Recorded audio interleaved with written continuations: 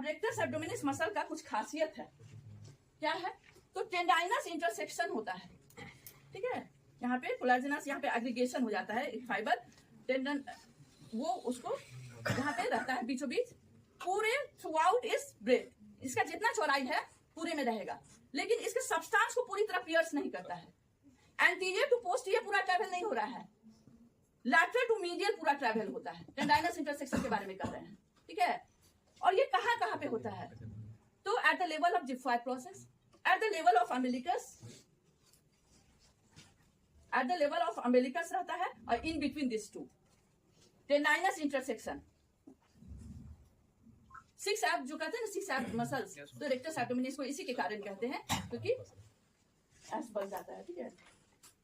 अब जो देखो टेंडाइनस इंटरसेक्शन का ये कैसा है, जो ये तुम पार्ट देख रही हो, ये पार्ट देख रही हो, अब इसमें अंदर की तरफ कैसा है, पूरा क्वाइल जैसे स्प्रिंग होता है ना, उस तरीके का निकला हुआ है और पीछे तक गया है, लेकिन पूरा पोस्टीरियर एस्पेक्ट तक नहीं आया है, बीच में ही रह गया है, बीच से थोड़ा आगे आया है, ठीक है ना। समझ रहे हो ना बात को? पूरा चौड़ाई में है, लेकिन इसके सब्सटेंस को पूरी तरह पेनेट्रेट नहीं किया है।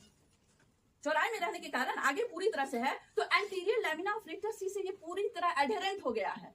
इसलिए जब भी सर्जरी करना होता है, एंटीरियर लैमिना को पूरी अच्छे से सेपरेट करना होता है, जबकि पोस्टीरियर लैमिना ऑफ रेक्टस सी अपने सेपरेटेड रहता है, मसल से अटैच नहीं होता है, हाँ, फ्रीली मूव करता है, ठीक है। तो सर्जरी करते समय उसको अलग से इंसिजन देते हैं, लेकिन यहाँ पहले रेक्टस एब्डोमिनिस मसल से सेपरेट किया जाता है, क्योंकि टेंडाइनस इंटरसेक्शन जहाँ पे है वो एडहेरेंट हो जाता है रेक्टस सीट से, ठीक है ना, नहीं देना होता है।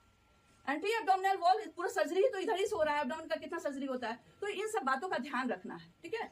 क्यों नहीं टेंडाइनस इंटरसेक्शन पे हम इंसिजन देंगे? क्योंकि यहीं पे ये सारा मसल फाइबर को बाइंड किए हुए है ना। कोलेजन का यहाँ पे ऐसे टेंडन है, माने टेंडाइनस है, और वो पकड़ा हुआ है सारा मसल को, अगर यहीं पे इंसिजन दे देंगे तो मसल फाइबर डिस्पर्स हो जाएगा।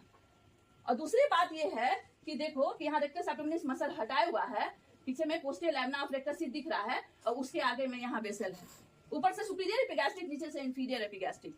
वो कैपिलरी पहले देता है, तब रेक्टस एब्डोमिनिस में घुसता है, पीछे में यहाँ से घुस रहा है, यहाँ से घुस रहा है, at the level of tendinous intersection. ऐसे रन किया, यहाँ पे ऐसे रन कर रहा है, और फिर यहाँ बहुत सारा कैपिलरी देता है, टेंडाइनस इंटरसेक्शन जहाँ पे आगे है ना वहीं पे। तो अगर यहीं पे इंसिजन दे देंगे, ज्यादा डीप इंसिजन अगर चला गया तो ब्लड फैटल हैमरेज हो सकता है। और दूसरी बात क्या हो गई कि मसल फाइबर डिस्पर्स हो जाएगा।